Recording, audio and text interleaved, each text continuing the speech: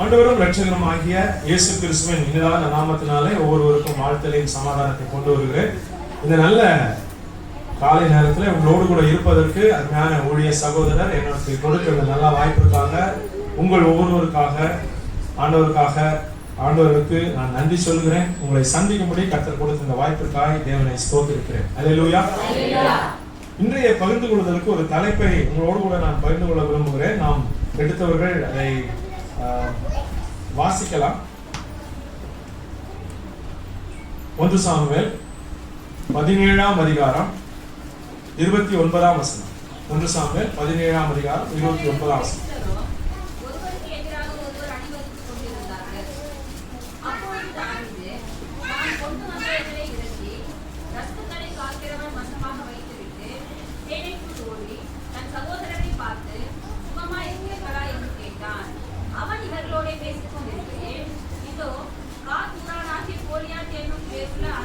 ஒரு பெரிய அந்த இடத்துல மிகப்பெரிய ஒரு யுத்தம் ஒன்று நடக்க இருக்கிறது.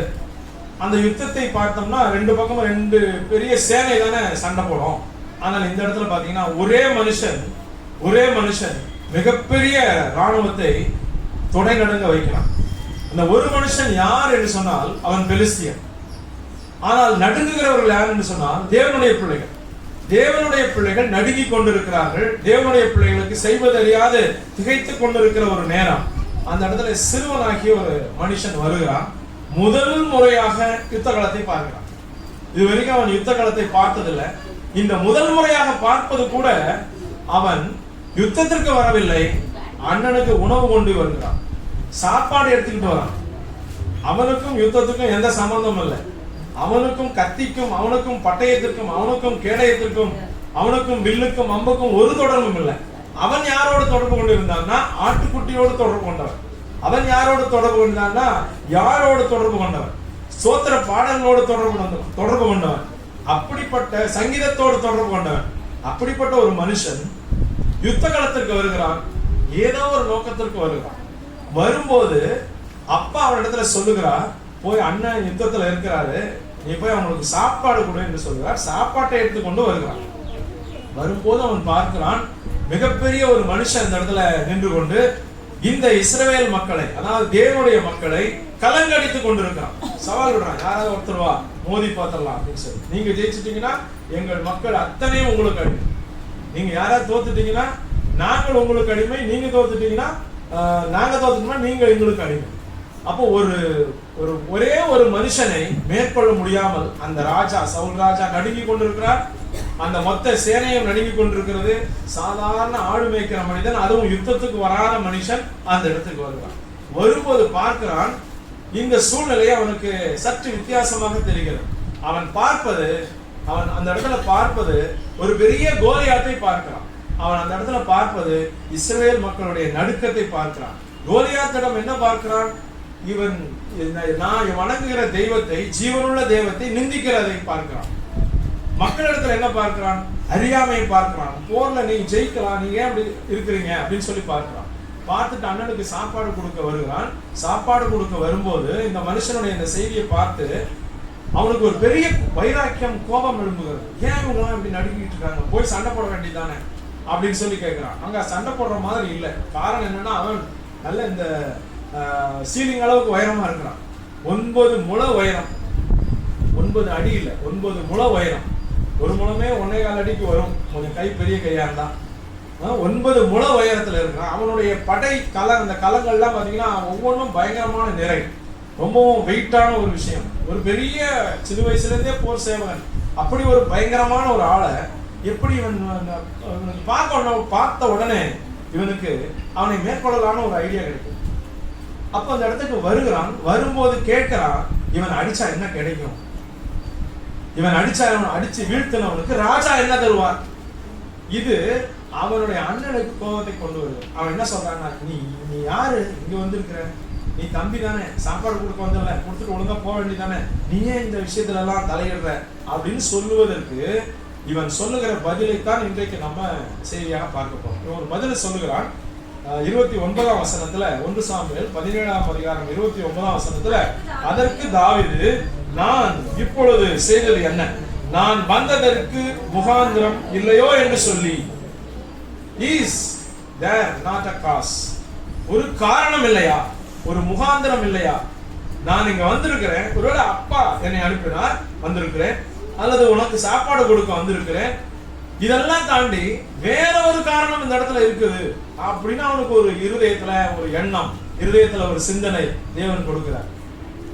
அந்த அந்த ஸ்டோரி நமக்கு நல்லா தெரியும். அதனால்தான் உங்களுக்கு நான் அதை விளக்கி நான் அதிகமா சொல்லாம தாண்டி போகிறேன்.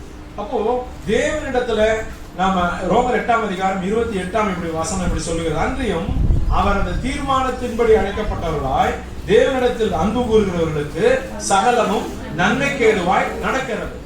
அந்த இடத்துல நமக்கு சுற்றி எதிரான காரியம் தான், ஆனாலும் அதுல ஒரு பர்பஸ் இருக்கு, அதுல ஒரு நன்மை இருக்கிறது. இந்த இடத்துல தாவீது அண்ணனுக்கு சாப்பாடு கொண்டு வரும்போது கோலியாத்தை பார்க்கிறான் அப்படின்னு சொன்னா மற்ற மொத்த மக்களும் நடுங்குறாங்க. இவன் மட்டும் பார்த்து ஜெயிச்சிடலாம் அப்படிங்கிற ஒரு எண்ணத்தை ஆண்டவர் அவனுக்கு கொடுக்கிறான் என்று சொன்னால், இந்த தாவீதை குறித்து பின்னாடி இவனை மிகப்பெரிய அளவுல இஸ்ரவேலுக்கும் சமஸ்த இஸ்ரவேலுக்கும் பெரிய ராஜாவாக உயர்த்த போவதற்கான ஒரு எளிமையான துவக்கம், ஒரு சின்ன துவக்கம். அந்த துவக்கம் தாவீதுக்கும் தெரியாது, அவங்க அண்ணனுக்கும் தெரியாது, சவுலுக்கும் தெரியாது, யாருக்குமே தெரியாது. ஆனால் தாவீது சாப்பாடை கொண்டு வருகிறவன். இப்ப தாவீது கையில சாப்பாடு கொண்டு வந்திருக்கான், இவனை நான் அடிக்க போறேன்னு சொல்றான். ஆனால் அவன் இடத்துல ஒரு கத்தியோ இதுவோ இல்லை. ராஜாவை போய் பார்க்கிறான், இவன் அடிச்சா என்ன அப்படின்னு சொல்லி கேட்கிறான். ராஜா என்ன சொல்றாருன்னா, இல்லப்பா அவன் சின்ன வயசுல இருந்து ரொம்ப ட்ரெயின்டு, நீ ட்ரெயின்டு தான், நான் வேற ஒரு இதுல ஃபீல்டுல ட்ரெயின்டு, ஆடு மேய்க்கிறது நீ ட்ரெயின்டு, இதுல நீ ஒன்னும் உனக்கு ஏஜ் இல்லை, அவன் ரொம்ப எக்ஸ்பீரியன்ஸ்ட், நீ வேணா போகாத. ஏன்னா பெரிய ராஜாவே தொடை நடுக்கி கொண்டு இருக்கிறான். காரணம் ஏன் ராஜா தொடை நடுங்குகிறான் என்று சொன்னான், ராஜா தன்னுடைய பலத்தின் மேல வச்சு அவனுடைய காரியத்தை பார்க்கிறான், அவன் தொடை நடுங்குகிறான். தாவீது தன்னை உருவாக்கினவருடைய பலத்தை வைத்து அவனை பார்க்கிறான். பார்க்கும்போது என்னால முடியும்னு சொல்லி தாவீது நம்புறான். அல்லேலூயா. பிரச்சனைகளை பார்க்கும்போது, துன்பத்தை பார்க்கும்போது நாம் பார்க்க வேண்டிய விஷயம் என்னன்னு சொன்னா, அதற்கும் என்னிடத்துல இருக்கக்கூடிய காரியமும் பொருந்துமா, சரியா வருமானு பார்க்க கூடாது. என்னை உருவாக்கினவர் என்னை கரத்தில் எடுத்து அதை மேற்கொள்ள போகிறார் என்று பார்க்கும்போது நாம் வெற்றி பெற முடியும். அதனாலதான் இந்த இடத்துல சொல்றான், is there not a cause, நான் இந்த இடத்துக்கு வந்ததுக்கு காரணம் இல்லையா, முகாந்திரம் இல்லையா அப்படின்னு அவன் சொல்றான். அப்ப அவன் மேற்கொண்டானா அப்படின்னு சொல்லி பாத்தீங்கன்னா அவங்களுக்கு நல்லா தெரியும், பட்டயமே கையில கிடையாது. அப்ப அவன் சொல்லும் போது என்ன செய்யறான்னா, நான் இந்த கோலியாத்தை அடிச்சிருவேன்னு அவன் சொல்லல. அவன் சொல்லுறதுக்கு ஒரு அருமையான ஒரு காரணம் இருக்கும். அந்த இடத்துல பாத்தீங்கன்னா 1 சாமுவேல் 17ஆம் அதிகாரம் 47ஆம் வசனத்துல இவன் அந்த முகாந்தரத்தை அவன் இடத்துல சொல்றான், கர்த்தர் பட்டயத்தினாலும் ஈட்டியினாலும் ரட்சிக்கிறவர் அல்ல என்று இந்த ஜன கூட்டமெல்லாம் அறிந்து கொள்ளும். யுத்தம் கர்த்தருடையது, அவர் உங்களை எங்கள் கையில் ஒப்பு கொடுப்பார். அல்லேலூயா. கத்தியில தான் ஜெயிக்கணும்னு அவசியம் இல்ல. அவன் எவ்வளவு பெரிய ஆளா கூட இருக்கட்டும், உயரமா வானத்தை தொடுறவனா இருக்கட்டும், அவன் கையில பெரிய பட்டயம் இருக்கட்டும், என் கையில பட்டயமே இல்லை. ஆனால் வெற்றி பெறுவதற்கு பட்டயம் அவசியம் இல்லை என்பதை இந்த மக்கள் தெரிந்து கொள்ளட்டும். வெற்றி பெறுவதற்கு, அவனை வீழ்த்துவதற்கு பட்டயம் அவசியம் இல்லை. போருக்கு பட்டயம் இல்லாமல் யாராவது போக முடியுமா? நிச்சயமா முடியாது. ஆனால் தேவன் ஒரு மனுஷனிடத்துல இருந்தால், தேவன் ஒரு மனுஷனை பயன்படுத்த வேண்டும் என்றால், அங்க வழக்கமாக பயன்படுத்தி கொண்டிருக்கிற காரியங்கள் தான் பயன்பட வேண்டும் என்று அல்ல. நாம் தேவனுடைய கரத்தில் இருந்தால், அவர் நம்ம கரத்துல கொடுக்கிற எளிமையான பொருள் கூட தேவனுடைய சித்தத்தை செய்து முடிக்க உதவும். அல்லேலூயா. வழக்கமான காரியங்கள் இருக்கலாம், அதுதான் நம்ம மேற்கொள்ள முடியும் என்று சொல்லி நாம் நினைக்கலாம். ஆனால் தேவன் உங்கள் மேல் வைத்திருக்கிற ஒரு விசேஷமான நோக்கத்தை நிறைவேற்றுவதற்கு அந்த வழக்கமான நடைமுறையை தாண்டி ஆண்டவர் உங்களுக்கு கொடுக்கிற எளிமையான பொருள் கூட அதை செய்து முடிக்கும். அல்லேலூயா. அத்தனை காரியங்களும் ஆண்டவருடைய அழைக்கப்பட்டவர்களுக்கு 2 காரியம். ஒண்ணு, அழைக்கப்பட்டிருக்கணும், இன்னொன்னு அவர் மேல அன்பு கூறணும். இது பாத்தீங்கன்னா, நாம் அன்றையும் அவருடைய தீர்மானத்தின்படி அழைக்கப்பட்டவர்களாய் தேவனிடத்தில் அன்பு கூறுவர்களுக்கு சகலம் நன்மைக்கு எதுவாக நடக்கிறது. அப்ப 2 காரியம், ஒண்ணு அழைக்கப்பட்டிருக்கிறோம், இன்னொன்னு அன்பு கூறும். இந்த ரெண்டுமே, அழைக்கப்படுறது நாம அழைக்கல, அவர் தான் அழைக்கணும், அழைச்சிட்டார். நம்மை அழைத்தவர் உண்மையுள்ளவர், அழைத்து விட்டார். இப்ப அன்பு கூறுகிற காரியத்துல தான் நாம தான் இருக்கிறோம். இப்ப அவர் அன்பு கூறுறதுனால அழைச்சிட்டார். அன்பு கூறுகிறவர்களுக்கு இப்ப நம்ம அன்பு கூர்ந்து விட்டால் நமக்கு சுற்றி நடக்கிற அத்தனையும் டுவர்ட்ஸ் குட், நன்மையாக நடக்கல, நன்மைக்கு ஏதுவாக நடக்கிறது. அல்லேலூயா. இந்த இடத்துல தாவீதுக்கு நன்மையாய் நடக்கல. எல்லாரும் இன்சல்ட் பண்றாங்க. அவன் அண்ணன் இன்சல்ட் பண்றாரு, ராஜா இன்சல்ட் பண்றாரு, மக்கள் எல்லாம் இன்சல்ட் பண்றாங்க. அவன் சன்மானத்துக்காக போறான், உனக்கு இந்த காசுக்காக நீ வந்திருக்க அப்படின்னு சொல்லி இதை பத்தி உனக்கு விஷயம் தெரியாம என்ன அடிச்சா என்ன கிடைக்கும், அவனை வீழ்த்தினா என்ன கிடைக்கும், காசுக்காக வந்து நிக்கிற அப்படின்னு சொல்றாரு அவன் அண்ணன். ஆனால் இவன் சொல்லல, இவன் சன்மானத்துக்காக வரல, சர்வவல்லவருடைய தீர்மானத்துக்காக வந்திருக்கான். அப்ப நம்ம கரத்துல இருக்கக்கூடிய எளிமையான காரியத்தை கொண்டு மிகப்பெரிய ஒரு இலக்கை அடைவதற்கான நம்முடைய வாழ்க்கையினுடைய பெரிய திறந்த சாவியாக அதை ஆண்டவரால மாற்ற முடியும். ஒருவேளை நமக்கு அநேக நேரங்கள்ல டவுட் வரலாம், இது ஆண்டவர் நமக்கு செய்வாரா, இது ஆண்டவரால முடியுமா அப்படின்னு சொல்லி. ஒருவேளை உங்களை இப்ப இந்த இடத்துல தாவீதுக்கு கொடுக்கப்பட்ட டாஸ்க், கொடுக்கப்பட்ட ஜாப், கொடுக்கப்பட்ட வேலை, ஒரு மனிதன் இடத்துல கொண்டு போய் உணவை கொடுப்பதுதான் அவன் இடத்துல கொடுக்கப்பட்ட வேலை. ஆனால் அந்த வேலையை தாண்டி, அந்த பணியை தாண்டி வேறு ஒரு முகாந்திரம் அந்த இடத்துல இருக்கிறது அப்படிங்கிறது தான் நாம் இந்த இடத்துல இருந்து முதல் குறிப்பாக புரிந்து கொள்கிறோம். Is there not a cos, நான் இந்த இடத்திற்கு வந்தது, இந்த தொழிலே துவங்குவது, இந்த பணியிலே சேர்ந்திருப்பது, இந்த அரசு பணியிலே சேர்ந்திருப்பது, அல்லது இந்த கல்லூரியிலே சேர்ந்திருப்பது, இந்த பள்ளியிலே சேர்ந்திருப்பது, படிக்கதான், வேலை செய்வதான், அல்லது இந்த காரியத்திற்கு மட்டும்தான். ஆனால் அதை கொண்டு அது மாத்திரமல்ல, அதற்கு பின்னால் தேவனுடைய நோக்கம் ஒன்று இருக்கிறது, தேவனுடைய பர்பஸ் ஒன்று இருக்கிறது. பர்பஸ் அப்படிங்கிற அந்த நோக்கம் இல்லாவிட்டால் நாம் அந்த இடத்துக்கு வந்திருக்க மாட்டோம். ஏன்னா நிறைய பேர் அந்த இடத்துக்கு வந்து போறாங்க இல்லையா, நான் மட்டும் இல்லை. அப்போ ஒரு காஸ் அந்த இடத்துல இருக்கிறது, ஒரு முகாந்திரம் இருக்கிறது, ஒரு காரணம் இருக்கிறது என்றால் ஒருவேளை அந்த காரணம் நம்மால தவறி கூட இருந்திருக்கலாம், ஆனால் அதை நோக்கமாக மாற்றுகிறவர் ஆண்டவர். அப்போ இந்த இடத்துல தாவீதுக்கு ஒரு டாஸ்க் கொடுக்கப்பட்டது, தாவீதுக்கு ஒரு வேலை அவனுடைய அப்பாவால் கொடுக்கப்பட்டது, கொண்டு போய் சாப்பாடு கொடுத்துட்டு வா, அதான் வேலை. ஆனால் அது மிகப்பெரிய சாவியாய் மாறியது. தாவீது மொத்த இஸ்ரவேலருக்கும் ராஜாவாய் மாறுவதற்கான ஒரு பெரிய வாய்ப்பை இதை ஏற்படுத்தி கொடுத்தது. எல்லாரும் பாடுறாங்க, சவுல் கொன்றது 1000, only 1000, ஆனால் தாவீது கொன்றது 10000. பாடுபாடுன்னு பாடுறாங்க, சந்தோஷம். அதுவும் கேர்ள்ஸ் எல்லாம் பாடுறாங்க. வழக்கமா கேர்ள்ஸ் பாடினாதான் எல்லாருக்கும் பொறாமை இல்லையா, ஜென்ஸ் பாடினா கூட பொறாம இருக்காரு. கேர்ள்ஸ் நிறைய பேரை புகழ்ந்து பாடின உடனே சவுலுக்கு அன்னையிலிருந்து தாவீதை வலவீசி கொல்வதற்கு காய்மாய் பார்த்தான். அதுதான் என்ன செஞ்சதுன்னா இவனை விரட்டி ஓடி தேவனுடைய அனுபவங்களை பெற்றுக்கொள்ள உதவியது. தேவன் என்ன செய்யறார், நான் தள்ளின சவுலுக்கு எம்மட்டம் நீ துக்கமாப்பட்டிருப்பார், அவனை நவுத்து தாவீதை அபிஷேகம் பண்ண என்று தேவன் சொல்லுவதற்கான ஒரு வாய்ப்பு அந்த இடத்துல ஏற்படுத்தி கொடுத்தது. அப்போ ஒருவேளை ஒரு சில இடங்கள்ல உங்களுக்கு ஒரு டாஸ்க் கிடைக்கும், ஒரு சில இடங்கள்ல உங்களுடைய ஜாப் கொண்டு ஆண்டவர் வைக்கிறார் என்றால் அந்த இடத்துல நீங்கள் பணியாற்றுவதற்கு ஒரு முகாந்திரம் இல்லையோ என்று நாம் யோசிக்கிறோம். அல்லேலூயா. ஒருவேளை இங்க சாதாரணமாக நீங்க விவசாயம் செய்து கொண்டிருக்கலாம், அல்லது ஒரு தறி வேலை செய்து கொண்டிருக்கலாம், அல்லது குடும்ப வேலை செய்து கொண்டிருக்கலாம். ஏதாவது நம்முடைய வாழ்க்கையில நடக்கிற அத்தனை காரியங்களுக்கும் தேவன் ஒரு பர்பஸை வச்சிருக்கிறார், ஒரு நோக்கத்தை வைத்திருக்கிறார்.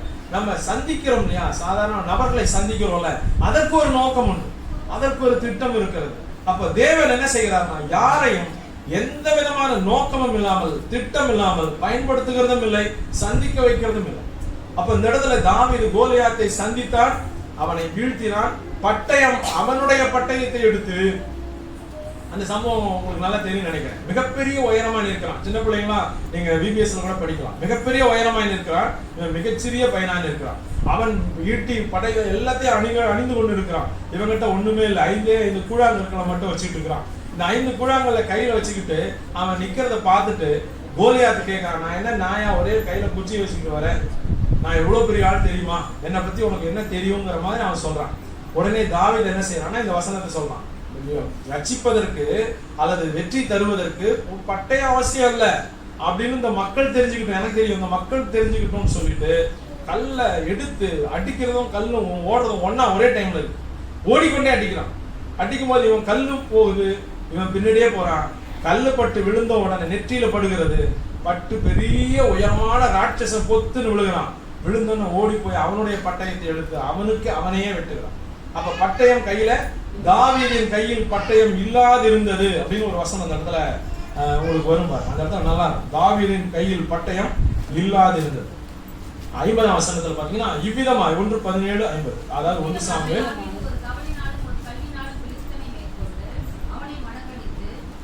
அவனை கொன்று போட்டான்,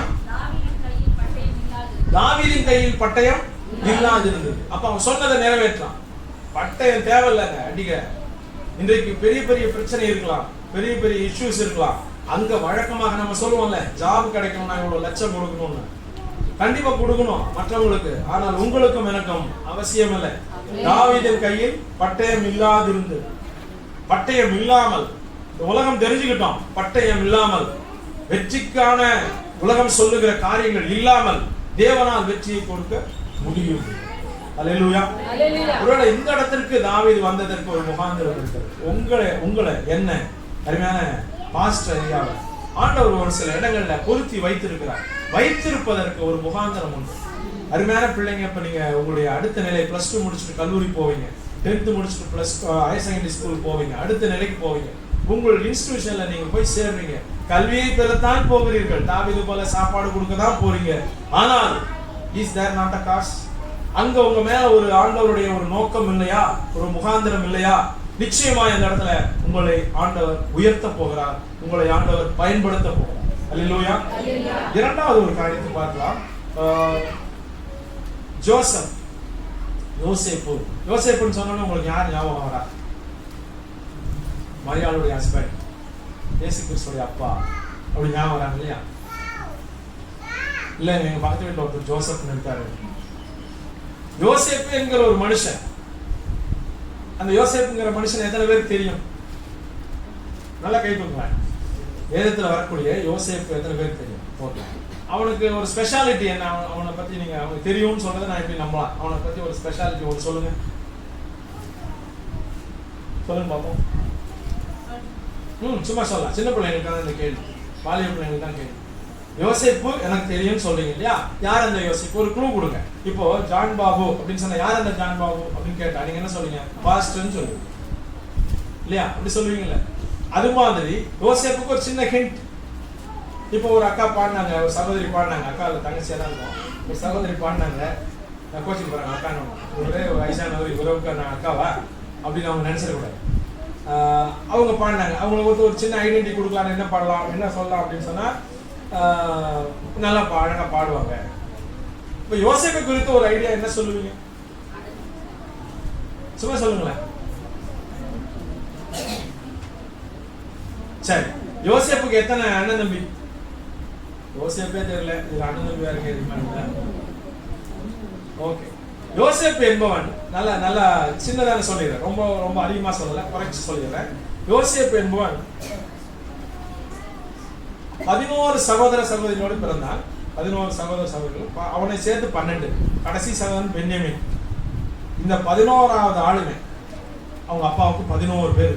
இந்த 11 பேர்ல 11வது ஆளு இவன் மேல அவங்க அப்பாவுக்கு ரொம்ப பிரியம், ரொம்ப பிரியம். எப்படி உங்க மேல ஆண்டவராகிய தேவனுக்கு ரொம்ப பிரியமோ அது போல யோசேப்புக்கு அவங்க அப்பா யாக்கோபுக்கு யோசேப்பு மேல ரொம்ப பிரியம். மற்றவங்களுக்கெல்லாம் வாங்கி தரதை விட இவருக்கு மட்டும் சட்டையெல்லாம் அழகா ஜம்முன்னு கலர் கலரா வாங்கி தருவார். நான் விபிஎஸ்ல கதை சொல்ல மாதிரி சொல்றேன், அப்படி வாங்கி தருவார். அப்படி வாங்கி தர்றதுனால மற்ற பிள்ளைங்களுக்கு எப்படி இருக்கும்? பரவாயில்ல, அந்த சப்ஜெக்ட் மட்டும் நல்லா வாங்கி தராரு, நல்லா அப்பா அப்படின்னு நினைப்பாங்களா? சொல்லுங்க, எப்படி நினைப்பாங்க? ரொம்ப பொறாமையா இருக்கும். அவங்களுக்கு ரொம்ப பொறாமையா இருந்துச்சு. எந்த அளவுக்கு பொறாமைன்னா இவனை கொன்னுடணும் அப்படிங்கிற அளவுக்கு பொறாமை. இவனை மட்டும், ஏன்னா அதுக்கு ரீசன் இருக்கு, சும்மா அது மட்டும் ரீசன் இல்லை. இவன் என்ன சொல்றான்னா, இவனுக்கு ஆண்டவர் ஒரு பெரிய ஒரு நல்ல ஒரு வரத்தை கொடுத்திருக்கிறார். என்ன வரம்னா, கனவு காண்டு அதை குறித்ததான அந்த விளக்கங்களை தான் சொல்லுவான். ஒரு பெரிய நடக்க போற காரியத்தை குறித்து முன்னாடியே சொல்றது, அந்த மாதிரி ஒரு பெரிய வரம் அவனுக்கு இருக்கு. என்ன சொன்னான்னா, 11 அரிக்கட்டுகள் கட்டு, நெல்லு கட்டெல்லாம் இந்த அரிக்கட்டை வணங்கும் அப்படின்னு சொல்றான். அப்ப கோவம் வருமா வராதா? அந்த 11 அரிக்கட்டு யாரு? மற்ற சகோதரர். நீங்க எல்லாம் என்கிட்ட தாண்டா வருவீங்க ஒரு நாளைக்கு சாப்பாட்டுக்கு அப்படின்னு சொன்னா, இப்ப இருக்க சகோதரர் சொல்லி பாருங்க, நாளைக்கு எல்லாம் தெருவில் தான் நீங்க போறீங்க, நீங்க எல்லாம் என்கிட்ட தான் வர போறீங்க அப்படின்னு ஒருத்தர் சொல்லி பாருங்க. உண்மையா இருக்கட்டும், உண்மையா சொல்லுங்க, சும்மா சும்மா சொல்லக்கூடாது. உண்மையா சொன்னா அவங்க எப்படி எடுத்துக்குவாங்க? ரொம்ப கோவம் வரும், எரிச்சல் வரும் இல்லையா? அவங்களுக்கு அப்படிதான் வந்துச்சு. அதை தாண்டி சூரியனை சந்திரனை என்ன வணங்கும் அப்படின்னு சொல்றான். அது இவனா சொல்லல, இவனுக்கு தேவன் அப்படி சொல்ல போறார், சொல்லியிருக்காரு. கர்த்தருடைய வசனம், நான் உன்னை உயர்த்த போறேன்னு சொல்றாரு.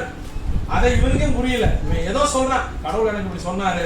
அதுக்கு அப்பா கோச்சிக்கிறாரு, ஏய் நானும் அம்மா உன்னை வணங்குவோமா? அவ்வளவு திமிராடா உனக்கு? அப்படின்னு சொல்லி அவன் மேல அவனை இல்ல சின்ன பையன் ரொம்ப ஒரு சிலர் அதிகமா பேசுவாங்கல்ல, அப்ப அவனுக்கு ஒண்ணுமே தெரியலப்பா, செல்போன் கூட ஒண்ணும் தெரியல, நீ எல்லாம் அறிவு கேட்டவன் அப்படின்னு சின்ன ஓன்னு சொல்லுவான். அப்பாவுக்கு எப்படி இருக்கும் பாருங்க, ஏன்னா அவனை கஷ்டப்பட்டு படிக்க வச்சுக்கிறேன், செல்போன்ல ஆன் ஆஃப் மெசேஜை டெலிட் பண்ணி கொடுறான்னு இவ்வளவு கோவம் பண்ண இவ்வளவு பண்றேடா நீ அப்படின்னு கேட்கிற அப்பாலாம் இருக்கிறாங்க. கிராமத்தில் நீங்க பார்க்கலாம், செல்போனை வாங்கி மெசேஜ் நிறைய வந்து ஹேங் ஆகும், உடனே வாங்கி டெலிட் பண்ணி அப்படி கொடுப்பாரு. கொடுத்த உடனே அப்பாவோட எனக்கு நிறைய தெரியும்னு இவன் நினைச்சுக்குவான். யாரு இவ்வளோட்டா, ஆனா வாழ்க்கையில ஒண்ணுமே தெரியாது செல்போனை தவிர. அந்த செல்போன் வாங்குறதுக்கான பொருள் ஈட்ட கூட தெரியாது. ஆனால் அப்பாவோட எல்லாம் எனக்கு தெரியும்னு அவன் நினைக்கிறான்ல, அது போல நினைச்சுக்கிட்டாங்க இவனை. ஆனா உண்மையா அப்படி இல்லை, உண்மையா தேவன் அவனுக்கு சொன்னதை அவன் சொல்றான். ஒரு நாள் என்ன செய்யறான், அவங்க அண்ணனுக்கு இதே மாதிரி தாவீது மாதிரியே சாப்பாடு கொண்டு போய் கொடுக்குற அனுப்புறாங்க. ஆடு மேய்ச்சிக்கிட்டு இருக்காங்க, தூரத்துல கொண்டு போய் கொடுக்கும்போது தாவீது கொண்டு போய் கொடுக்குறான். கொடுக்க எங்கெல்லாம் கேட்கிறான், கேட்டு கொண்டு போய் தேடி கொண்டு போய் கொடுத்தா அதை வர்றான் பாடுறான். அவன் தாண்டா அப்பாட்ட ரொம்ப இது மாதிரி செல்லம் கொஞ்சிக்கிட்டு இருக்கான்டா, நமக்கு வந்து ரொம்ப இடைஞ்சலா இருக்கிறா இவனால, அவனை கொண்டு போட்டுடலாம்டா, அப்பாட்ட போய் ஏதாவது விலங்கு அடிச்சு போட்டுச்சுன்னு சொல்லிடலாம் அப்படின்னு அவங்க திட்டம் பண்றான்.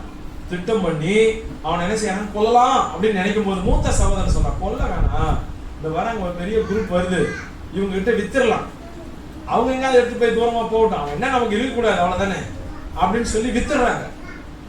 விற்கிறதுக்கு முன்னாடி என்ன செய்யறாங்க, அடிச்சு குழியில தள்ளிடுறாங்க.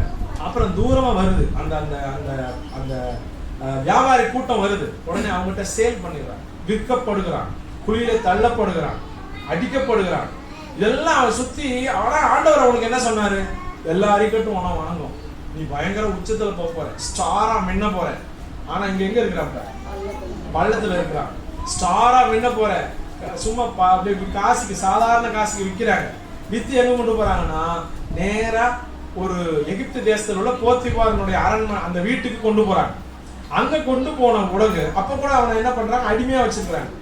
போத்திபார் வீட்டுல அடிமையா வேலை செய்து கொண்டிருக்கிறான். அங்க என்ன சம்பவம் நடக்குதுன்னா, இவன் நல்லா வளர்ந்துட்டான், நல்ல வாலிபனா இருக்கிறான், ரொம்ப அழகா இருக்கிறான், ஹேண்ட்ஸமா இருக்கிறான். அந்த போத்திபாரனுடைய மனைவி மேல கண் போட்டு இவன் எப்படியாவது தகாத வழியில உறவு கொள்ளணும்னு சொல்லி வரும்போது இவன் வேண்டாம் அப்படின்னு சொல்லி விட்டுட்டு உதறிட்டு வெளியே ஓடுறான். உடனே அவன் என்ன செய்யறான்னா, நிச்சயமா என்ன மாட்டி கொடுத்துருவான்னு சொல்லி இவன் தான் என்னைய தவறாய் நடக்க முயன்றான்னு சொல்லி தன்னுடைய கணவத்தை சொல்லி ஜெயிலுக்கு. அப்ப நேர்மையா இருக்கிறான், ஆண்டவர் சொன்னதை அப்படியே வெளிப்படையா சொன்னா. குழியில தள்ளினாங்க, அடிச்சாங்க, வித்து போட்டாங்க, சிறைச்சாலையில தள்ளிட்டாங்க, நேர்மையா இருந்திருக்கு. அப்ப அவன் என்ன சொல்லியிருக்கணும், என்னங்க இந்த மாதிரி நீங்களாம் ஒரு ஒரு விஷனை கொடுக்குறேன், ஒரு தரிசனத்தை கொடுக்குறேன்னு தப்பா கொடுத்துருக்கீங்க, நீங்க சொன்ன வாக்குத்தத்தம் ஒன்னும் நிறைவேறல. எத்தனை நாள் கோயிலுக்கு வந்திருப்பேன், எத்தனை நாள் சர்ச்சுக்கு வந்திருப்பேன், எத்தனை வாக்குத்தத்தங்களை எனக்கு தந்திருக்கீங்க, ஒண்ணுமே நிறைவேறல, எல்லாம் நில் ரிப்போர்ட், சுத்தி பார்த்தா எதிராக தானே நடந்துகிட்டு இருக்கு அப்படின்னு தான் யோசிச்சிருப்பான். நம்ம நிறைய நேரத்தில் யோசிக்கிற மாதிரி இல்லையா. ஆண்டவர் சொன்ன வாக்குத்தத்தம் நிறைவேறல, ஆண்டவர் சொன்னது இல்ல, அவர் சும்மா சொல்லியிருக்காரு, யாருக்கோ சொன்னது நானா பிடிச்சு வச்சுக்கிட்டு இருக்கிறேன் என்று நாம் நினைத்து கொண்டிருக்கிறது போல அவனும் நினைச்சிருக்கலாம். ஆனால் அவன் அப்படி நினைக்கல. ஜெயில 2 பேர் இவன் இருக்கும்போது 2 பேர் வராங்க. அந்த 2 பேரை பார்த்து இருக்கிறதுக்கான பொறுப்பையும் இவனுக்கு கொடுக்குறாங்க, ஜெயில கொடுக்குறாரு. காரணம் என்னன்னா, கர்த்தர் யோசேப்போட இருந்தார், கர்த்தர் கூடவே இருக்கிறார், இவனுடைய பிரச்சனையில கூட இருக்காரு, குளிர் தள்ளும்போது கூட இருக்காரு. யோசேப்புக்கு கடவுளுக்கு நல்ல ஒரு ஃபெலோஷிப், நல்ல ஒரு நெருக்கம் இருக்காரு. ஒரு கட்டத்துல என்ன செய்யறாங்கன்னா, அவங்க வந்து இவங்கிட்ட தங்குறாங்க. தங்கும் போது அவங்க 2 பேரும் கனவு கண்டு ரொம்ப முகம் சோகமா நைட்டு பூரா கனவு கண்டு சோகமா உட்காந்துருக்காங்க. அந்த 2 பேர் யாருன்னா, அந்த எகிப்து தேசத்து அரசனால அரெஸ்ட் பண்ணப்பட்டு இந்த பாதாள சிறைக்கு வந்தவங்க. வந்த இடத்துல இவங்க என்ன பண்றாங்க, ரொம்ப சோகமா இருந்தோன்னு தான் யோசேப்பு கேட்கறாங்க, ஏன் முகம் வருத்தமா இருக்கீங்க? இல்ல நேற்று ஒரு கனவு கண்டோம், அதுக்கு விளக்கம் தெரியல. இவர் யார் ஸ்பெஷலிஸ்ட்? இவரு சொல்லுங்க, விஷன்ல ஸ்பெஷலிஸ்ட். கனவு கண்டா தரிசனத்தை அப்படியே விளக்கி சொல்றதுல ஒரு பெரிய ஸ்பெஷலிஸ்ட். அது அவங்களுக்கு தெரியாது, அவங்க எதேச்சே சொல்றாங்க. உடனே இல்ல இல்ல உனக்கு வார் ராஜா உன்னைய பார்வோன் அப்படிங்கிற ராஜா உன்னை என்ன செய்வார்னா, உன்னை உயர இடத்துக்கு வைப்பார். உனக்கு அவன் ஒரு கனவு காண்றான், கடையில கூட வச்சிருந்தேன், காக்கா எல்லாம் அதை எடுத்துட்டு போயிடுச்சு. உடனே அவனுக்கு சொல்றாரு, இல்ல இல்ல உனக்கு கொஞ்சம் கஷ்டம் தான், ராஜா அவனை பனிஷ் பண்ணிடுவார். இவங்க 2 பேரும் அமைதியா இருக்கிறாங்க. சொன்ன மாதிரி அடுத்த நாள் அந்த மனுஷனை ராஜா உயர்த்தி வச்சுட்டாரு.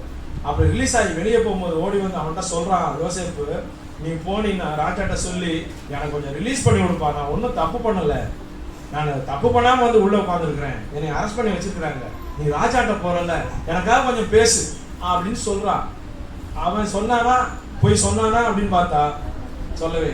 ரீசன் என்ன, மறந்துட்டான், 2 வருஷமா மறந்துட்டான். அப்புறம் அந்த நாட்டுல ஒரு பெரிய பஞ்சம், அந்த ராஜா வந்து ஒரு பெரிய கனவு காண்கிறார். இந்த கனவுக்கு யார் அர்த்தம் சொல்லுவாங்கன்னு சொன்ன பிறகுதான் ஜெயில இருந்து வந்தான் பாருங்க, அவனுக்கு ஞாபகம் இருக்கு, ஜெயில ஒருத்தன் இருக்கிறாங்க, கனவுக்கெல்லாம் அர்த்தம் சொல்லுவான், கொண்டு வா அப்படின்னு அவனை கொண்டு வர வச்சு, தேசத்துல பெரிய பஞ்சம் வரப்போகுது, மிகப்பெரிய பஞ்சம் வரப்போகுது, மக்கள் எல்லாம் சாப்பாட்டுக்கே இல்லாம இருப்பாங்க, ஆனால் அந்த பஞ்சத்துக்கு முன்னாடி பெரிய செழிப்பு இருக்கும், இந்த செழிப்பை பாதுகாத்துட்டா அந்த பஞ்சத்தை சமாளிக்கலாம் அப்படின்னு கனவுக்கு அர்த்தம் சொல்றான். கனவுக்கு அர்த்தம் சொன்னவனை அவன் MBA எல்லாம் படிக்கல, அவன் பெரிய நிர்வாகத்துக்கெல்லாம் ஒன்றும் படிக்கல, கனவுக்கு அர்த்தம் சொல்றவனை எடுத்து மொத்த நாட்டுக்கும் ராஜாவாக்கிறான். அல்லேலூயா. அப்ப அவன் யோசிச்சிருப்பான், அப்ப சகோதரர்லாம் அங்க வராங்க, மொத்த நாட்டுக்கு ராஜாவாகி தானியம் நிறைய வருது, சேர்த்து சேர்த்து சேர்த்து சேர்த்து வைக்கிறான், எல்லாத்தையும் சேர்த்து வச்சிட்ட பிறகு பஞ்சகாலம் வருகிறது. பஞ்சகாலம் வரும்போது கானான் தேசத்துல இருந்து ஒரு 11 பேர் இவங்கிட்ட வராங்க, 10 பேர் வராங்க, ஒரு 10 பேர் தம்பி வரல, 10 பேர் வராங்க. 10 பேர் வந்து, ஐயா நாங்க கானான் தேசம் சேர்ந்தவங்க, அங்க ஒரு பெரியவருடைய பிள்ளைங்க, நாங்க எங்களுக்கு வந்து தானியம் வேணும்னு கேட்டு வராங்க. இவன் பார்த்த உடனே தன்னுடைய சகோதரர் என்று அறிந்து கொள்கிறான்.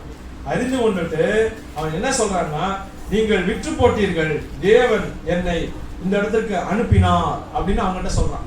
அந்த சகோதரர்களுக்கு இவன் அடையாளம் தெரியல, எல்லாருக்கும் நல்ல இவன் என்ன செய்யறான், உணவெல்லாம் கொடுத்துட்டு அவங்களுக்கு கடைசியா அவன் போய் அந்த சகோதரர் பார்த்தவங்க எப்படி இருக்கும் பாருங்க, இவனை வித்து போட்டவங்க, இவனை குளிர்ல தள்ளவங்க, இவனை கொல்ல பார்த்தவங்க இப்ப எப்படி வந்திருக்காங்க சொல்லுங்க, தானியம் கேட்டு வந்திருக்காங்க. இதைத்தான் சொன்னா முன்னாடி 11 அறிக்கட்டும் என்னை வணங்கும்னு சொல்லி, அது அன்னைக்கு அவங்களால புரிந்து கொள்ள முடியல, இப்ப வந்திருக்காங்க. அப்ப தாவீது அந்த யோசேப்பு என்ன சொன்னான்னா, ஆதியாகமம் 45ஆம் அதிகாரம் 5ஆம் வசனத்துல அவன் சொல்லுகிறான்,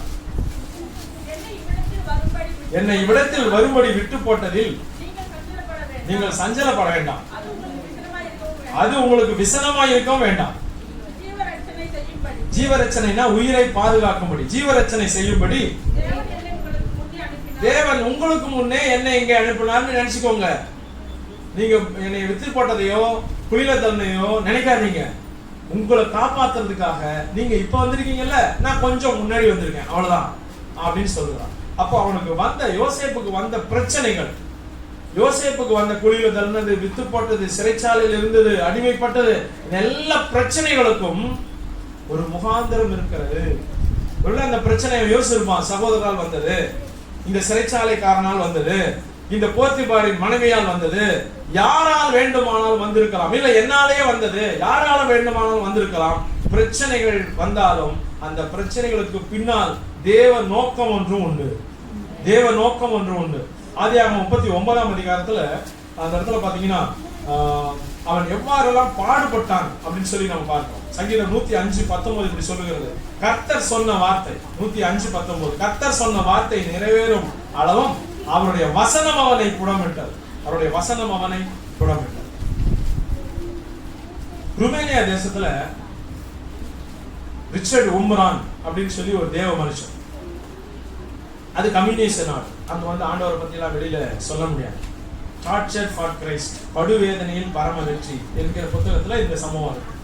அவர் என்ன செய்வாரா, பர்பஸா போய் சுவிசேஷம் சொல்வார், அரெஸ்ட் பண்ணி உள்ள கொண்டு வச்சிருவாங்க. வச்ச உடனே அங்க கொடுக்கக்கூடிய ஒரே ஒரு துண்டு பிரெட், ஒரு நாளைக்கு ஒரே ஒரு துண்டு பிரெட் தான் கொடுப்பாங்க. அந்த பிரெட்டை பக்கத்துல இருக்கணும் கொடுப்பாராம். ரீசன் என்ன, இவர் பசிக்கும், பயங்கரமா பசிக்கும், ஏன்னா அந்த பிரெட் பத்தாது, ஒரு 4 நிமிஷம் அது பத்தாது. அந்த பிரெட் கொடுத்த உடனே அவன் பார்த்துட்டு சிநேகமா இவரோட இருப்பான், ஆண்டவரை பத்தி சொல்லுவான். அப்ப அந்த உள்ளுக்குள்ள சிறைச்சாலையில கூட வந்ததற்கு ஒரு நோக்கம் உண்டுன்னு ரிச்சர்ட் உம்ரான் நினைச்சா, நாம் படுகிற துன்பம், நாம் படுகிற அவமானம், நாம் படுகிற நமக்கு நடந்த ஏமாற்ற காரியங்கள், நம்முடைய எதிரான சூழ்நிலைகள், இவைகள் எல்லாம் ஒருவேளை யாரால் வேண்டுமானாலும் அது நடந்திருக்கலாம். ஆனால் அந்த இடத்துல தேவனுடைய நோக்கம் ஒன்று உண்டு. அல்லேலூயா. அந்த இடத்துல நாம் காரணம் இல்லாமல் நடக்கிறது என்று நினைக்கும் அத்தனைக்கும் ஒரு உன்னத நோக்கத்தை வைத்திருக்கிறார். இது ஏன் என்னுடைய வாழ்க்கையில நடந்துச்சு அப்படின்னு சொல்லி வருத்தப்படுகிற சூழல்ல கூட தேவன் அதிலிருந்து இருந்து ஒரு உன்னத நோக்கத்தை வைத்திருக்கிறார். வந்ததற்கு ஒரு முகாந்தரம். Is there not a cause. முதல்ல சொன்னேன் ஜாப் டாஸ்க் ஒரு பெரிய காரியத்துல. இரண்டாவது என்ன சொல்லியிருக்கேன், நம்முடைய பிரச்சனைகளில் தேவனுடைய ஒரு நோக்கம் இருக்கிறது, அதற்கும் ஒரு முகாந்திரம் இருக்கிறது. மூன்றாவது ஒண்ணு நம்ம பார்க்கலாம், higher position. Is there not a cos in higher position. Esther அப்படிங்கிற ஒரு ராஜாத்தி உங்களுக்கு தெரியும், வேதத்துல இருக்கிறாங்க. அந்த புத்தகத்துக்கு ஒரே ஒரு ஸ்பெஷாலிட்டி உண்டு, யாருக்கா தெரியுமா? எஸ்தர்ங்கிற அந்த புத்தகத்திற்கு ஒரு சிறப்பு உண்டு. எஸ்தர்ங்கிற கேரக்டர் அதான் நம்ம படிக்கிறோம் அந்த புத்தகத்துல. அதற்கு ஒரு சிறப்பு உண்டு, நீங்க சீக்கிரம் சொல்லலாம். அதற்கு ஒரே ஒரு சிறப்பு உண்டு. சொல்லுங்க சொல்லுங்க, யாரும் சொல்றீங்க? Very good, praise lord, praise lord. India அப்படிங்கிற அந்த ஹிந்து தேசம், இந்துஸ்தான் சொல்றோம், இந்தியா. இந்தியாங்கிற வார்த்தை வேதத்துல இந்த புத்தகத்துல தான் வந்திருக்கு. அல்லேலூயா. மற்ற அமெரிக்காலாம் வரல, ரஷ்யா வரல, மற்ற தேசங்கள்லாம் அந்த ஏரியா பேர் தான் வரும், ஏரியா பேர் தான் வரும். ஆனால் நம்முடைய தேசத்தினுடைய பாருங்க, முதல் எஸ்தருடைய பக்கம் வந்து 623 இருக்கு. இந்து தேசம் முதல் எத்தியோப்பியா தேசம் வரைக்கும். அந்த இந்து தேசம் யாரு? நீங்களும் நான் வசிக்கிற இந்தியா. இந்திய தேசத்தை அந்த இடத்துல குறிப்பிட்டிருக்காங்க. அங்க யூதர்கள் வசிக்கிறாங்க, ஆனா யூதர்கள் மைனாரிட்டி, ரொம்ப கொஞ்சமா இருக்கிறாங்க. அந்த இடத்துல இருக்கக்கூடிய ராஜாவுக்கு அந்த ராணி சரியான மரியாதை தரல. அதனால என்ன செய்யறாருன்னா, அந்த ராணியை ரிஜெக்ட் பண்ணிட்டு வேற ஒரு ராணியை அந்த இடத்துல செலக்ட் பண்ணுகிறார். எஸ்தர் 2ஆம் அதிகாரம் 17ஆம் வசனத்துல பாத்தீங்கன்னா, அந்த வசனத்தை நம்ம வாசிக்கலாம். ராஜா சகல ஸ்திரீகளை பார்க்கணும், எஸ்தர் மேல் அன்பு வைத்தான்.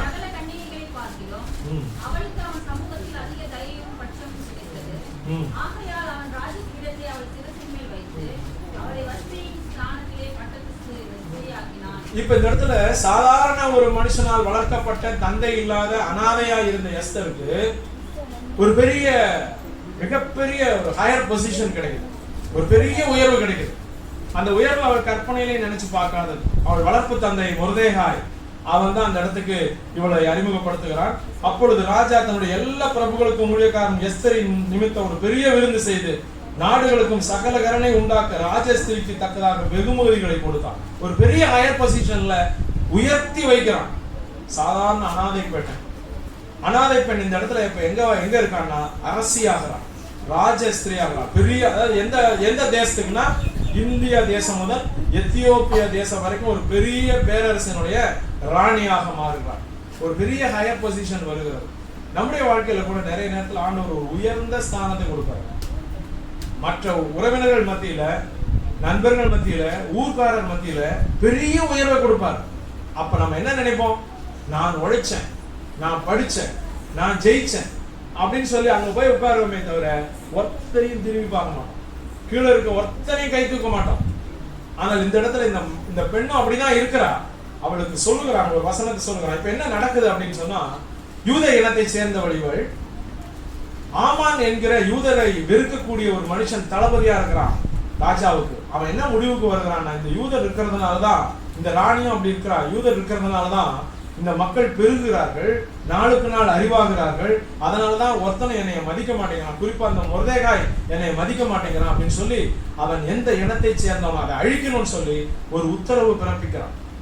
எப்படிப்பட்ட உத்தரவு அப்படின்னு சொன்னா, யூதருக்கு வந்த ஆபத்து பாத்தீங்கன்னா, எஸ்தர் 3ஆம் அதிகாரம் 13ஆம் வசனத்துல பாருங்க. ஆதார் மாதமான 12ஆம் மாதம் 13ஆம் தேதி ஆகிய ஒரே நாளிலே சிறியோர் பெரியோர் குழந்தைகள் ஸ்திரீகள் ஆகிய சகல யூதரையும் அழித்து கொன்று நிர்மூலமாக்கவும் அவர்களை கொள்ளையிடவும் அஞ்சற்காரர் கையில ராஜாவின் நாடுகளுக்கெல்லாம் கட்டளைகள் அனுப்பப்பட்டது. ஒரே நாள்ல அந்த டேட் குறிச்சிட்டாங்க, நாள் குறிச்சிட்டாங்க, நேரம் குறிச்சிட்டாங்க. அழிப்பதற்காக நேரம் குறிச்சிட்டாங்க. யார் இருக்கிற இடத்துலன்னா, யூத இனத்தை சேர்ந்த ராணி இருக்கிறாங்க. யூத இனத்தை சேர்ந்த மக்களுக்கு அழிவு வருகிறது. அப்ப அந்த ராணி என்ன செய்யணும்? அவங்கள காப்பாற்றுவதற்கு முயற்சி செய்யணும். ஏன்னா ராஜா கிட்ட இருக்கிறாங்க, கிட்ட போய் பேசலாம். ஆனால் அவங்க என்ன சொல்றாங்கன்னா, இல்ல ராஜாட்ட டக்குன்னு எல்லாரும் என்ன செய்ய முடியாது, உடனே போக முடியாது. அவர் யார வான்னு சொன்னாரோ அப்பதான் போக முடியும் அப்படின்னு சொல்லி டான்ஸ் பண்றாங்க. ஒருவேளை நீங்க கூட ஒரு அலுவலகத்தில் இருக்கீங்க, ஒரு முனிசிபல் ஆபீஸ்ல இருக்கீங்க. ஒரு மனுஷன் வருகிறார், ரொம்ப உங்களுக்கு தெரிஞ்சவர் தான். அவர் வந்து கமிஷனரை பார்க்கணும்னு சொல்றாரு. இல்லைங்க, டக்குன்னுலாம் பார்க்க முடியாது, நம்ம எல்லாம் பண்ண முடியாது, ஐயோ நான்லாம் பார்க்க முடியாது அப்படின்னு சொல்லி அவர் ரிஜெக்ட் பண்ணுவீங்களே தவிர, கூட்டிட்டு போய் உள்ள நிறுத்துவோமான்னா, நீ யார், உனக்கு என்ன, ஏன் வந்து அவர் கேட்டுருவாரு அப்படின்னு நம்ம நினைப்போம். ஆனால் ஒரு சில இடங்களுக்கு கொண்டு போய் ஆண்டவர் உயர்த்தி வைக்கிறார் என்றால் there must be a cause.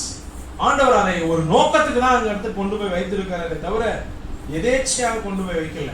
எதேச்சியா கொண்டு போய் எஸ்தர் ராஜாக்கு அந்த இடத்துல மொர்தெகாய் அவருடைய வளர்ப்பு தந்தை ஒரு வசனத்தை அந்த இடத்துல சொல்லுகிறார்.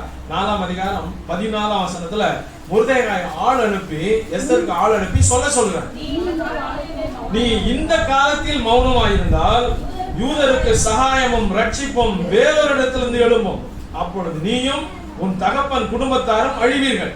நீ இப்படிப்பட்ட காலத்திற்கு உதவியா இருக்கும்படி உனக்கு ராஜ மேன்மை கிடைத்திருக்கலாமே, யாருக்கு தெரியும் என்று சொல்ல சொன்ன. இந்த காலத்துல அமைதியா இருந்துட்டீங்கன்னா கண்டிப்பா காட் தம்முடைய பிள்ளைகளை சேவ் பண்ணிடுவாரு. அவருக்கு தெரியும், வேற டெக்னிக் தெரியும், வேற வழி தெரியும். ஆனால் இந்த காலத்துக்கு நீ உதவி செய்வதற்காக தான் உனக்கு இந்த பதவியை கொடுத்திருக்காரு, அதற்கு ஒரு நோக்கம் இருக்கிறது என்று சொல்லி அனுப்பினான். அப்புறம் தான் இவன் என்ன செய்யறான்னா, போய் நான் செத்தா பரவாயில்ல, செத்தாலும் சாகிறேன்னு சொல்லி ராஜாட்ட பேசி உபவாசம் இருந்துட்டு ராஜாட்ட போய் நேரடியாக பேசுகிறான். பேசிட்டு பெரிய ஒரு டர்னிங் பாயிண்ட் ஏற்படுகிறது. மொர்தெகாய் என்ன தண்டனை அனுபவிக்க வேண்டும், யூதர்களா என்ன தண்டனை அனுபவிக்க வேண்டும் நினைச்சாங்களோ அதை செய்த ஆமானே அதே தூக்கு மரத்துல சாகுற நிலைமைக்கு வருகிறது. அப்ப எஸ்தர் அதை பயன்படுத்தி கொண்டார். அல்லேலூயா. உங்களையும் என்னையும் ஆண்டவர் ஏதோ ஒரு சூழ்நிலையை, ஒருவேளை இன்றைக்கு நம்ம உயர்ந்த இடத்துல இருக்கலாம், அல்லது நாளைக்கு ஆண்டவர் உங்களை உயர்ந்த இடத்துக்கு கொண்டு வைக்கலாம். நாம் யோசிக்க வேண்டிய காரியம் என்ன தெரியுமா?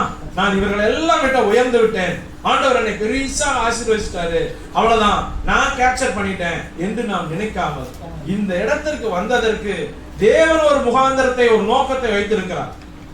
நிச்சயமாய் என்னால்தான் இதை செய்ய முடியும் சொல்லி என்னை இங்க கொண்டு வந்து வைத்திருக்கிறார், நான் இதை செய்து முடிப்பேன் அவருக்காக என்று நாம் தீர்மானிக்கணும். எஸ்தரை போல நாம் தீர்மானிக்கணும். இன்னும் ஒரே ஒரு காரியத்தை சொல்லி நான் முடிக்கிறேன்.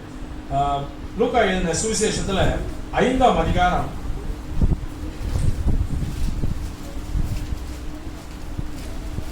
6ஆம் வசனம் வாசிக்கலாம்.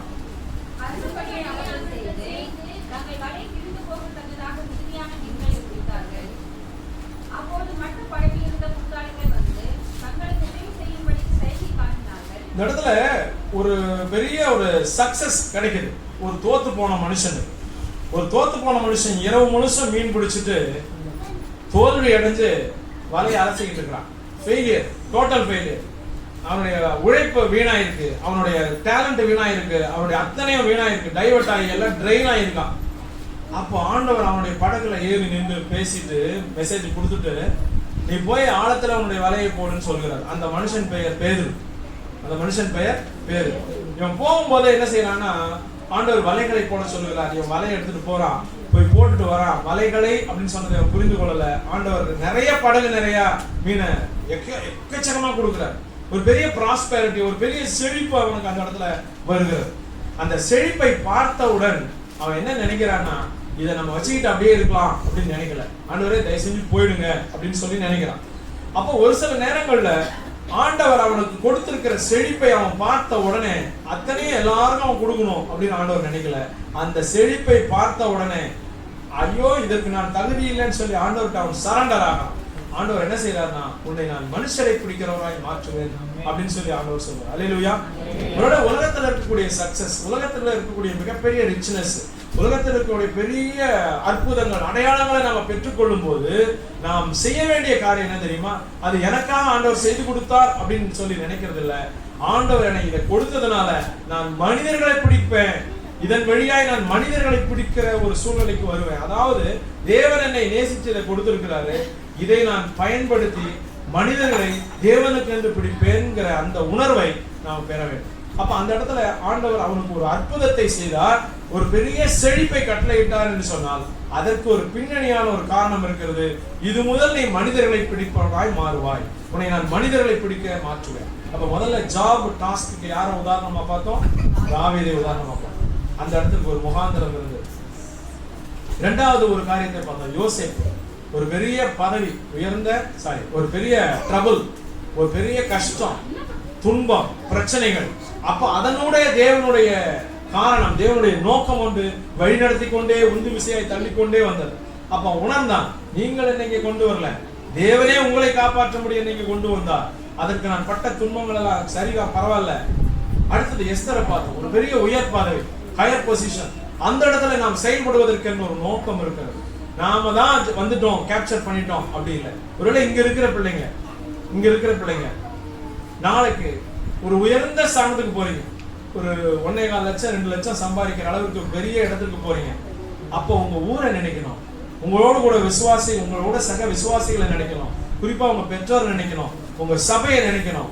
நினைக்கணும்னா என்ன அர்த்தம்? நாம டெய்லி நினைப்பாங்க, அப்படி இல்ல. இந்த சபையை நினைத்து அவர்களுக்கு உங்களால் இயன்றதை செய்யும். செத்தாலும் சாகிறேன், இந்த யூத மக்கள் சாகக்கூடாது, நான் செத்தா பரவாயில்லன்னு இறங்குற எஸ்தரை போல இருப்பதற்காக ஒருவேளை இந்த காலத்துல நீ மௌனமா இருந்தால் ரட்சிப்பு வேற இடத்துல இருந்து வந்துடும். அப்போ உன் தகப்பன் வீட்டார் கைவிடப்பட்டுருவாங்க. அதனால நீ என்ன செய்ய, மூவ் பண்ண, இறங்கு, ஃபீல்டில் இறங்கு என்று சொல்லி இன்றைக்கு ஆண்டவர் நமக்கு ஒரு நோக்கத்தை நம்முடைய உயர்வுக்கு பின்னாக வைத்திருக்கிறார். அடுத்தது, ஒருவேளை நம்முடைய தோல்வி, அதாவது ஒருவேளை நம்முடைய தோல்விக்கு பிறகு நமக்கு கிடைத்த பெரிய ப்ராஸ்பெரிட்டி, ஒரு பெரிய ரிச்னஸ், அதாவது ஒரு பெரிய செழிப்பு நாம் அனுபவிப்பதற்காக மட்டுமல்ல, நாம் மனிதர்களுக்கு அதை கொண்டு போய் பிடித்து தேவனை அறிமுகப்படுத்துவதற்காக ஆண்டவர் கொடுத்திருக்கிறார்.